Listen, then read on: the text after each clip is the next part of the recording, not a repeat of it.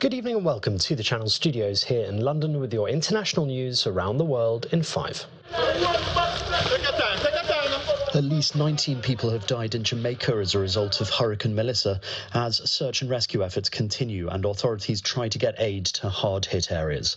The hurricane, one of the most powerful to strike the Caribbean, has also killed at least 30 people in Haiti. Electricity remains out to most of the island, and as people try to salvage damaged homes and belongings from floodwater and mud, many thousands are growing increasingly desperate for aid. Parts of the country have been without water for several days, and food is growing increasingly scarce. I know there are so many people in Jamaica all over the world that I know your heart is breaking because you've not heard from your families. And so please know that the government is doing everything we can to get to them. The UN's human rights chief has condemned US military strikes on vessels allegedly carrying drugs in the Caribbean and Pacific, saying the lethal attacks violate international law and amount to extrajudicial killing. Volker Turk said that more than 60 people have reportedly been killed in US strikes since early September. Calling the attacks unacceptable, he said Washington must halt them immediately and conduct prompt, independent and transparent investigations. Over 60 people have reportedly been killed in a continuing series of attacks carried out by U.S. armed forces against boats in the Caribbean and the Pacific since early September, in circumstances that the UN human rights chief says find no justification in international law.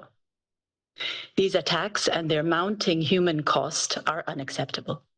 The U.S. must halt such attacks and take all measures necessary to prevent the extrajudicial killing of people aboard these boats.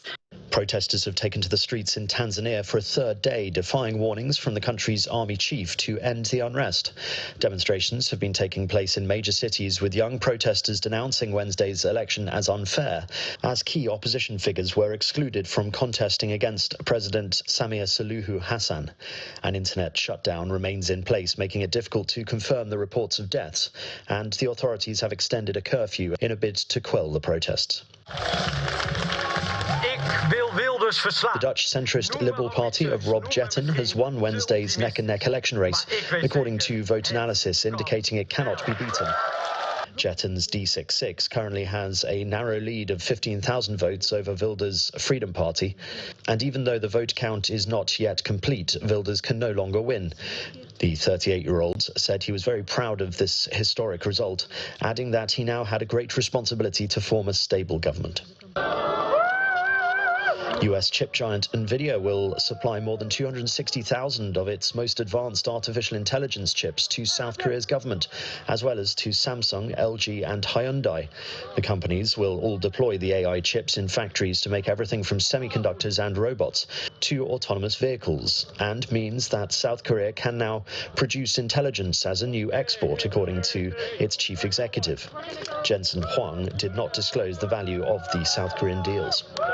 India and the US have signed a framework agreement to expand defense cooperation over the next 10 years. The pact was announced after a meeting between US Defense Secretary Pete Hegseth and his Indian counterpart Rajnath Singh in Kuala Lumpur. It comes as the two countries are trying to close a trade deal and tide over tense ties after US President Donald Trump slapped 50% tariffs on India.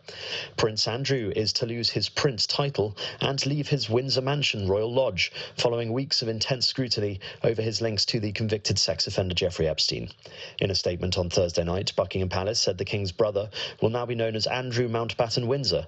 Andrew gave up his other royal titles earlier this month, including the Duke of York, after facing more questions about his private life. And the Sagrada Familia has become the tallest church in the world after workers placed the first part of a cross at the top of its central tower. Now measuring 162.9 meters, the Spanish Basilica has been under construction in the center of Barcelona for more than a century, with the main building due to be completed next year. The central Tower of Jesus Christ will grow with the addition of the rest of the cross over the next few months, eventually standing at 172 meters tall. And that's your international news around the world in 5. Now back to the Channel Studios in Lagos.